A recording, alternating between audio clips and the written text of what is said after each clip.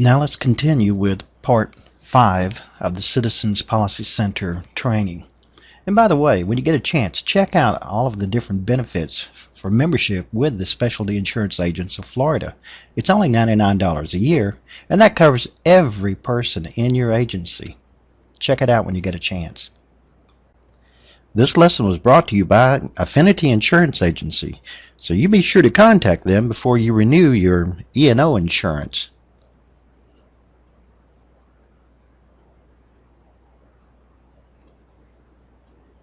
All right, so now that Patrick has created an account for us, what it's going to do is default us to the account summary page, which is what we're looking at on the screen right now.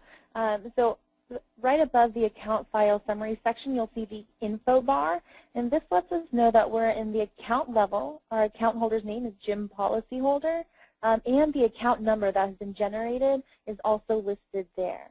All right, so in the account file summary, you'll also be able to view the account number as well as the account name, which is Jim Policyholder, and you'll see the status that says pending, and the reason this says pending is because we do not yet have any policies associated with that account.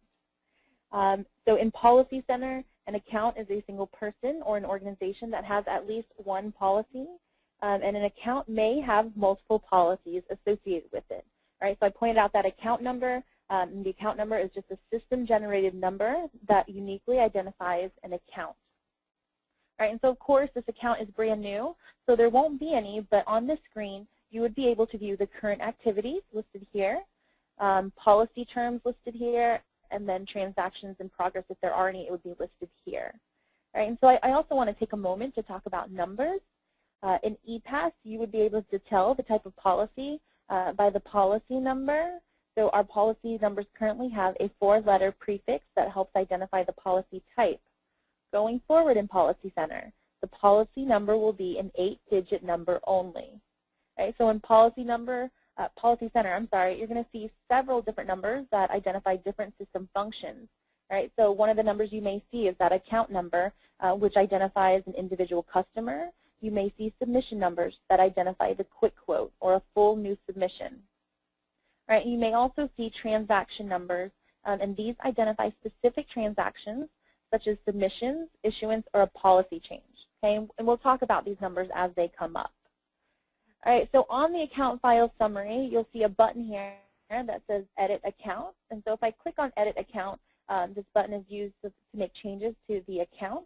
And so it's just important to remember that as we edit certain fields, such as a phone number or an email, it will automatically sync to any policies associated with that account. Additionally, if you make edits to any of these fields during a policy change, this will automatically sync to the account and be applied to all other policies that are associated with that account. And this is for phone numbers and emails. This doesn't include the physical address. If you update the physical address, it does not sync the same way that the email or phone number has. All right, so I'm going to click on Cancel because I'm not actually going to update any information on this account. All right, and so now that we have our account, we can go ahead and start a quick quote or a full application. All right, and you would do this by clicking on the Actions button here at the top corner. And so once I click on the Actions button, you'll see that there are 4 tasks that I can click on. First one being Create a New Submission. The second one is to create a new activity to Billing Center. This is where we'll add a mortgage company if it isn't already listed in our address book. And you'll notice it does have list bill in the name, even though personal lines doesn't use list billing. This is in there just because we are sharing the same system as the commercial lines. All right, so the third task that you would be able to do is create an activity, which is a general reminder to the agent. And then that last one there is request activity, which is a general inquiry to the underwriter.